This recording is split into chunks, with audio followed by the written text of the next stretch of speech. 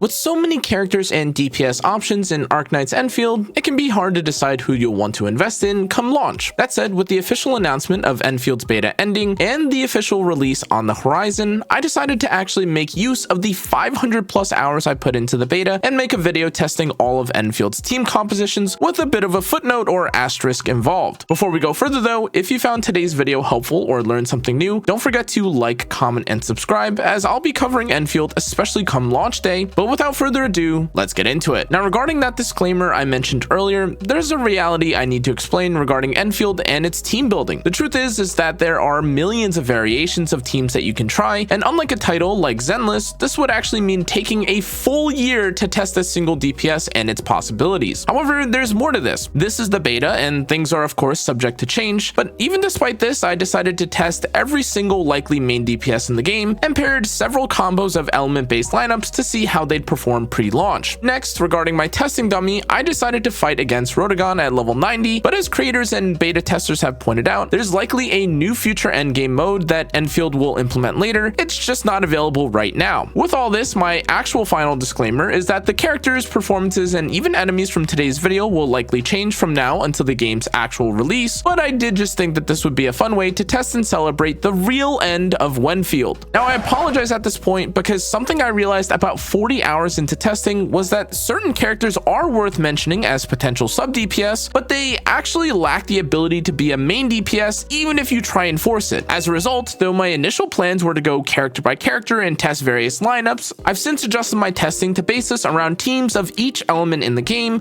with some leniency here and there. No more stalling though, let's get straight into the teams. The best of the electric lineups included Arklight, Aviwena, Perlica, and Antalm. This lineup was one of the most straightforward, though somewhat restricted lineups that I found. This was primarily because of how each character synergizes with each other, and the ability to activate combo skills, buff each other, or activate certain conditional effects through each other's kit felt amazing, and the result of this was a fairly quick electric-based team clearing in roughly 182 seconds. As a spoiler for the rest of the results, this was roughly 7.10% quicker than the combined average of all element teams put together, and with this being a completely 6-star-less team and still putting up a fairly quick clear time is incredibly impressive. In addition to this, the team was also 21.55 to 24.79% faster than any other electric-based team, which further adds to the accomplishments of said lineup. Now, though this result was respectable, it's also worth mentioning that this meant the other non-Antal having electric teams suffered quite significantly, even when having the powerful core of Arklight, Aviwena, and Perlica present. This 50-second gap in some cases was especially showing for how important having combo skills, synergistic kits, and relevant buffs were for teams, and as we'll see later in other lineups, even the damage dealt by certain non-main DPS characters is also relevant. The best of the physical lineups was Chen, Depan, Administrator, and Gilberta, and truthfully, this result was way more surprising than anything else I'd ever seen. To be clear, I did start my beta experience having invested and played Chen with the Administrator, but to see the absolutely insane performance of a mostly 5-star team is still shocking. This team cleared in 139 seconds and was 29% quicker than the total element-based average, making it both accessible and extremely high performing, all things considered. Even compared to other physical teams, this was just a 9.15 to 31.19% increase in clear speed, solidifying just how strong of a team this really was. Another noteworthy detail about the team, however, is just how easy the team was to play, as simply activating Chen's battle skill allowed her to trigger her own combo skill, deal high amounts of burst damage, crowd control enemies, and also set up our combo for other characters on the team. To be clear, even the other characters on our team, including Administrator and Depan, also dealt pretty significant damage themselves too, and this was on top of also activating combo skills, crushing, or applying any number of impactful debuffs on the enemy. That said, another interesting detail about the physical teams as a whole though was that replacing Gilberta for Ember did also result in fairly safer, though slightly slower clears. Now, the reason why I bring this up is because even though neither Gilberta nor Ember were physical element characters, they did actually offer quite good value to the physical teams. Funnily enough though, another detail I found equally as unusual to this was that the Administrator, though physical, didn't actually need to be restricted to physical-based teams, despite her, well, being physical. As for heat-based teams though, the best of the lineups were Leviathan, Antal, Ember, and Wolfguard. This had a best time of 154 seconds for its clear, was 21.49% better than the cumulative average of teams, and even compared to other heat teams, this was a 7.78 to 19.79% gap in performance between the best and other lineups. However, as you may have noticed, this was a fairly more consistent set of results, as there weren't any specifically super bad or super insane teams that skewed data to an unbelievable state. Instead, as you'd imagine, Leviathan and her lineup of mostly 5-star or sometimes occasional 6-star supports was consistent and simple to play. Build up Leviathan's ultimate, activate combo skills from her allies, especially Wolfguard in this case, and wait for stun windows to use her ultimate and burst down enemies quickly. Now, what I also found to be kind of weird about the team though was that Gilberta had formerly been one of Leviathan's best partners from the previous closed betas, and this made sense, especially with the corrosion synergy, crowd control, and fairly easy to activate combo skill of Gilberta. That said, possibly because of the single target nature of the boss, or even because of its aggressive behavior, Ember actually ended up feeling and performing more consistently, especially when used alongside Antal. Now, the best cryo-based lineup was Last Right, Yvonne, Jaihe, and Ardelia, and this team was similar in clear speed to the electric lineup with a 186-second clear and being about 5% better than the global element average. Despite this, however, Fluorite as an alternative to Ardelia actually felt pretty decent, which is significant considering the team would otherwise have to be a 3-man 6-star lineup. Compared to other cryo-based teams though, the Last Right, Yvonne, Jaihe core was 12.26 to 25.9% quicker in performance. Overall, however, the cryo-based teams seemed to suffer from long waiting periods where Yvonne or Last Right without their ultimate felt pretty unimpactful. Now, that isn't to say that other teams or characters weren't also at the mercy of SP generation or the ultimate efficiency gains of their team, but where other teams were able to fit in more basic attack damage, more consistent combo skills, or even more impactful battle skills, Yvonne and Last Right equally struggled without having quick access to their ultimates, though the ultimates were certainly game-changing once they were available. Now, unfortunately, there really isn't a dedicated nature-based DPS lineup, as the only real nature damage dealer is Fluorite, and her damage is definitely best used along corrosion or alongside another main DPS. But that said, the fastest performance of Fluorite as a main DPS included her alongside Gilberta, Ardelia, and Akikuri. This was a 300-second clear and was 53.11% worse than the global element average, but this really wasn't her fault, as again, she's definitely usable or good when not the main basic attacking on-field DPS. At this point, you may also be wondering why certain characters weren't tested as a main DPS or why certain teams weren't included, and the reality is that they just either felt really uncomfortable, I couldn't figure out a team that made them feel worth testing as the main and sole DPS factor, or they were just better paired with another damage dealer, like with Fluorite in her case. Again, Endfield is likely to make changes to a lot of these characters, so even if they didn't make it in this video, who knows, they may end up being decent in the final release. After all my testing, however, I did come to a few conclusions. Chen and the physical DPS as of closed beta 2 feel extremely solid, comfortable, and high damage, which is honestly a good thing considering most physical characters are free to play leaning, and you get characters like Chen and Administrator pretty early on in the game. In addition to this, the heat-based support characters were also very versatile, with characters like Akikuri and Antal technically being usable for many different teams. Now, with Chen being an absolute monster in performance though, this actually led me to be much more shocked and still surprised about Leviathan's performance, as the previous feel and gameplay performance from Leviathan was way more impressive, and ultimately it felt like she formerly performance gapped literally any other DPS in the game. That said, this isn't to say that Leviathan underperformed or was even bad after having been changed a bit from beta 1 to beta 2, but rather this might just be a symptom of just how good the new physical characters are compared to all other elements. This leads me to my real final conclusion regarding Endfield and the combat/team building. Truthfully, even though Endfield is in beta, the combat has surprisingly felt way slower and sluggish than before, but for a completely different reason. Formerly, I had felt that the dodge, movement, and even the clunkiness of being interrupted/having no iframes made the game feel very uncomfortable, but at the same time, there were sets, bonuses, or effects that would increase SP regeneration, reduce combo skill cooldown, or something to this effect. However, with this new closed beta, many of these effects were reduced or removed, and as a result, though there were improvements to the dodge, the flow of attacks, and even a huge addition of many new faces to the roster, the game still technically feels clunky, since you're now spending even longer just basic attacking until you have a battle skill, combo skill, or ultimate available, and that's assuming you're using a team where you can rely reliably do any of these things with a proper synergy. Overall though, my experience testing various teams for Endfield was much different than what I've done in the past for Zenless or Wuthering Waves, but this isn't necessarily a bad thing. In fact, I do welcome the idea of being able to more freely mix and match partners in a lineup, but unfortunately, at least for the moment, this isn't quite as possible given that many characters feel less impactful, almost wasteful to take a slot, cost too much SP to be worthwhile, or just aren't as good as some of the others are for certain elements because of their buffs and damage. In any case though, the fact that a lot of 5-star characters are seeing good value, even in a sea of 6 stars, is quite impressive, but I personally hope that come launch, all characters will feel much more active, and the game's resource generation is given a second look, on top of course all the other feedback that players have been giving about the beta as a whole. As always though, these were just my beta impressions and findings from having no life to the first and second beta for a grand total of over 500 hours at this point. So of course, everything that you found in today's video can change in the future. Thanks again for watching though guys, I'll see you all in the next one. Stay safe, stay healthy,